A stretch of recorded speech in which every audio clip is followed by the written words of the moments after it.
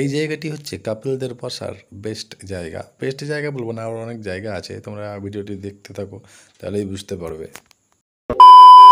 তো বন্ধুরা, চলে এসেছি একটি নতুন জায়গায়। আজকে আমি এসেছি রঘুনাথগঞ্জের একটি পার্কটির নাম হচ্ছে সুভাষদ্বীপ পার্ক। ঠিক আছে, এখনও খোলা আছে, আমি জানি না কটা পর্যন্ত খোলা আছে। ভিডিওটা শেষ পর্যন্ত দেখতে থাকো, তোমরা বিস্তারিত জানতে পারবে। তো এই মুহূর্তে শুধুমাত্র টিকিট কাটলাম, 10 টাকা টিকিট। কেমন কি বিস্তারিত তোমাদেরকে ভিডিওর শেষে জানিয়ে দেবো, বা তোমরা ভিডিওর মধ্যে জানতে পারবে। তো তোমরা ভিডিওটি শেষ পর্যন্ত দেখতে থাকো। জানি না দেখতে পাচ্ছ কিনা, লেখা আছে এখানে নেতাজি সুভাষদ্বীপ পার্ক। ঠিক আছে, তো চলো পার্কের ভিতরে যাওয়া যাক। তো বন্ধুরা, দেখতেই পাচ্ছ ঢোকার প্রথমেই একটি ঝুলন্ত ব্রিজের নিচে কোনো খাম্বা নেই। ওপারে দেখতে পাচ্ছ লোহার বড় বড় রড দিয়ে, এবং এপারেও বড় বড় দড়ি দিয়ে বেশ একটি সুন্দর সেতু। এটার উপর দিয়ে তোমরা যখন হাঁটবে তখন ব্রিজটা বেশ দুলে আর কি, জোরে জোরে কেউ হাঁটা চলা করলে তো তখন সত্যি খুব ভয় করে। তো তোমরাও খুব সাবধানে যাওয়া আসা করবে, বেশ একটা অ্যামেজিং ফিলিং আর কি। এই যে ছেলেগুলো আসছে, এরা আরও ইচ্ছা করে দোলাচ্ছিল আর কি, যাই হোক বদমাশি করছিল। তো এই হচ্ছে ব্যাপার। পার্কের ভিতরে প্রবেশ করতে গেলে প্রথমেই তোমাদেরকে এই সেতু পার করতে হবে। পাশেই নদী দেখতে পাচ্ছ, এখানে নৌকা চলাচল হয়।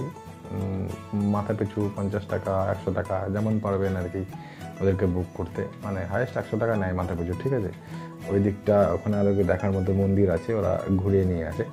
তোমরা শেষ পর্যন্ত দেখতে থাকো, সব কিছু জানতে পারবে। যদি তোমাদের কিছু জানার থাকে তাহলে অবশ্যই কমেন্ট বক্সে কমেন্ট করবে, আমি সব বলে দেবো। অবশ্যই আমি বলে দেবো কী করে আসবে না আসবে।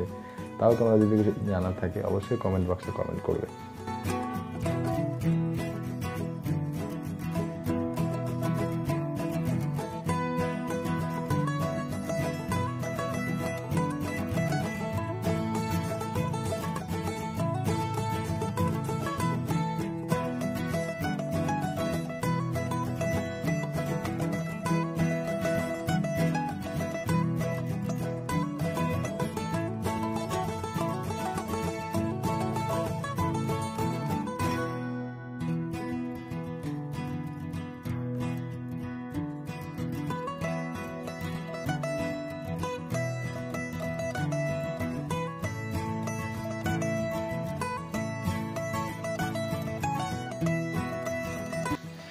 পার্কের কিছুটা পথ যাওয়ার পরেই আমি বাঁদিকে দেখতে পেলাম বিভিন্ন জন্তু জানোয়ার, যেমন হাতি, জেব্রা, এদের প্রতিকৃতি।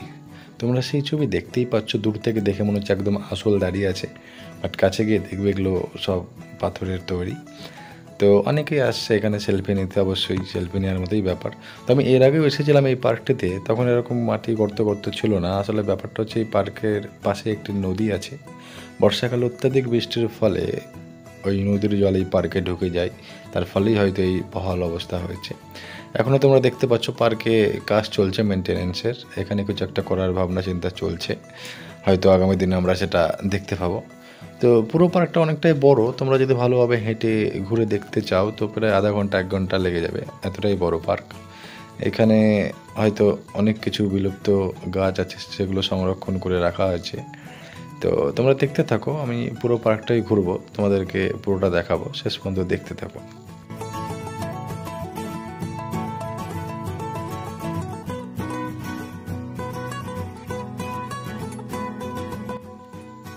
পার্কের মধ্যে এই বড় বড় গাছগুলি পার্কের সৌন্দর্য আরও বাড়িয়ে তুলেছে। এই যে দেখতে পাচ্ছ রাস্তাটা সোজা চলে যাচ্ছে, বেশ একটি সুন্দর দৃশ্য, বড় বড় গাছ।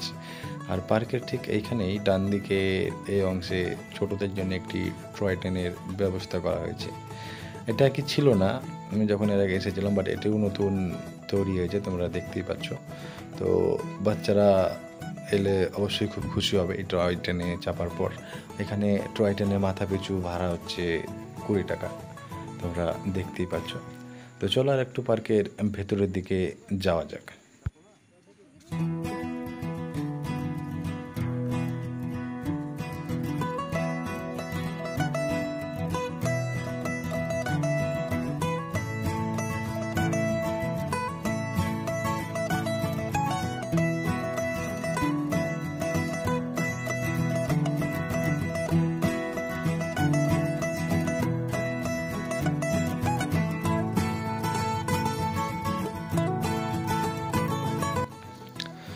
তো বন্ধুরা, তোমরা দেখতেই পাচ্ছ বেশ একটি সুন্দর দৃশ্য, বড় বড় গাছ। এই যে যতই উপরের দিকে তাকাই, চারিদিকে গাছে ঢাকা একটি পার্ক সুন্দর।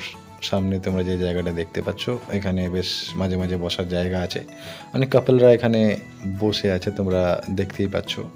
কাপলদের জন্য একটি বেশ ভালো বসার জায়গাটি, সময় কাটানোর জায়গা বলতে পারো। তো যে রাস্তাটা আমি এসেছিলাম সোজা, ওই একটা রাস্তা সোজা পার্কের ভিতরের দিকে ঢুকে যাচ্ছে। এদিকে বাঁ দিক দিয়ে একটা রাস্তা, এবং সেটাও সোজা পার্কের ভিতরের দিকেই যাচ্ছে। এবং ডান দিকে কিছু ফিজিক্যাল অ্যাক্টিভিটি আছে, তোমরা দেখতেই পাচ্ছ, যেমন স্লিপ আছে, ঠিক আছে, দোলনা আছে বাচ্চাদের জন্য। এগুলো সবই, বড়দের জন্য না। তো চলো আরও এগিয়ে যাই, দেখা যাক আরও কী কী অপেক্ষা করছে।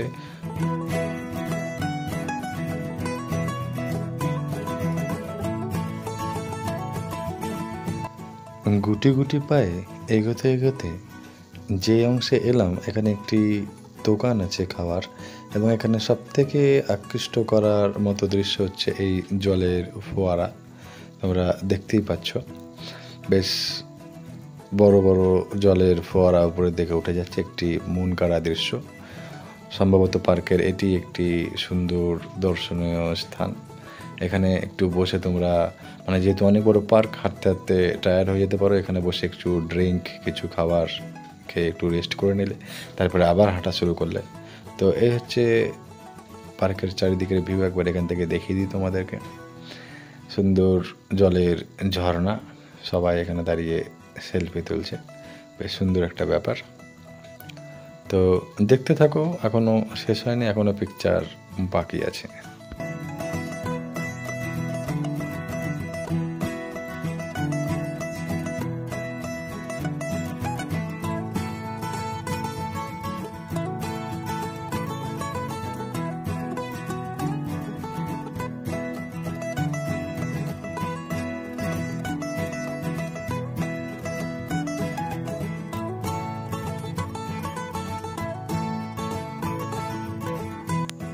জলের ফোয়ারা দেখার পর আমরা পার্কের ওই সাইডটা ঘুরে এসে এখন আমরা যে জায়গা দিয়ে যাচ্ছি, সেইখানে তোমরা দেখতেই পাচ্ছ অনেক কাপেলরা একসঙ্গে বসে সময় কাটাচ্ছে। মানে কাপেলদের বেস্ট একটি জায়গা বলতে পারো। এখন আমি যে রাস্তা দিয়ে যাচ্ছি, এর পেছনেও যে রাস্তাটা মানে যাচ্ছে আর কি সোজা, ওখানেও অনেক কাপেলরা বসে গল্প সল্প করছে। বাট ওখানে ক্যামেরা করার মানে ইচ্ছে করলো না, কারণ অনেক কারোর পার্সোনাল জিনিস শেয়ার না করাই ভালো। যেটা এমন কিছু যেটা ক্যামেরা বন্দি হয়ে যাবে, যেটা খারাপ দেখায়। তো এই জন্য ওখানে আমি ক্যামেরা করিনি। বাট আমি এটা বলবো, এটা কাপলদের জন্যও পার্ক, আবার ফ্যামিলি পার্কও, কারণ অনেক ফিজিক্যাল অ্যাক্টিভিটিও এখানে আছে। বাচ্চাদেরকে নিয়ে আসলে বাচ্চারা সত্যিই খুব খুশি হবে। সেগুলো আলাদা আলাদা জায়গায় ছড়িয়ে ছিটিয়ে আছে, এবং কাপলদের জন্য একটি আলাদা সাইড। তো কোনো অসুবিধা নেই। আর আমি যে নদীটার কথা বলছিলাম, যে জলে ভর্তি হয়ে গেলে পার্কে জল ঢুকে যায়, সেই নদীটা তোমরা এখান থেকে দেখতেই পাচ্ছ। বেড়ানোর সময়তেও তোমরা নদীটা আরও ভালো করে দেখতে পাবে, এবং জঙ্গিপুরি ব্রিজটাও দেখা যায় ওখান থেকে, সেটা বেড়ানোর সময় তোমরা দেখতে পাবে। এখন তোমরা দেখতে পাচ্ছ বাচ্চাদের জন্য কিছু ফিজিক্যাল অ্যাক্টিভিটি নানা জায়গায় ছড়িয়ে আছে বলছিলাম। তো অনেক বাচ্চারাও এসেছে, দেখতে পাচ্ছ, তাদের পার্কের সৌন্দর্য আরও বাড়িয়ে তুলেছে। এই সেই নদীটি। তো এখন আমরা এটা দিয়ে নেমে যাব, পুরো এক চক্কর আমরা দিয়ে দিলাম, ঠিক আছে। এই হচ্ছে পুরো পার্কটা। তো চলো এখন বাইরের দিকে যাওয়া যাক, এবং বাইরের নদীটিকে তোমাদেরকে একবার দেখাই।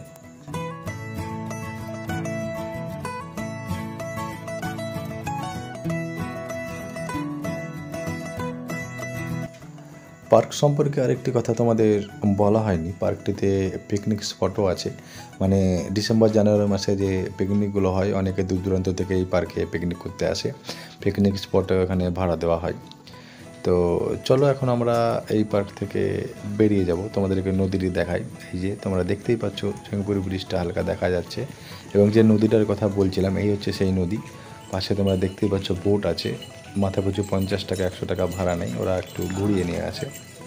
তো আজকের ভিডিও এই পর্যন্তই ছিল। ভালো লাগলো অবশ্যই একটা লাইক করবে। দেখা হবে পরের ভিডিওতে।